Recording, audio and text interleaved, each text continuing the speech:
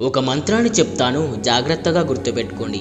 ఈ మంత్రాన్ని సాక్షాత్తు పరమశివుడే వినాయకుడికి రహస్యంగా చెప్పిన నారాయణ మంత్రం. అయితే ఈ మంత్రాన్ని చెప్పే ముందు దాని వెనుకున్న కథ ఏమిటంటే, ఒకానొక సమయంలో దేవతలు మునులు కలిసి ఏ పని చేసినా విఘ్నాలు రాకుండా కొలుచుకోవడానికి ఒక దేవుణ్ణి ప్రసాదించమని వాళ్ళు కోరతారు. అప్పుడు శివుడు వినాయకుడికి కుమారస్వామికి ఈ ముల్లోకాల్లో ఉన్న 300 కోట్ల పుణ్యనదుల్లో స్నానం చేసి ఎవరైతే ముందుగా తిరిగి వస్తారో వాళ్ళే దీనికి అర్హులు అంటాడు. అప్పుడు వెంటనే కుమారస్వామి బయలుదేరి వెళ్ళిపోతాడు. కానీ వినాయకుడు మాత్రం తల్లిదండ్రుల చుట్టూ ఒక మంత్రాన్ని జపిస్తూ ప్రదక్షిణాలు చేస్తాడు. ముల్లోకాల్లో తిరుగుతున్న కుమారస్వామికి ఏ నది వద్ద చూసిన వినాయకుడే తనకంట ముందుగా కనిపిస్తాడు.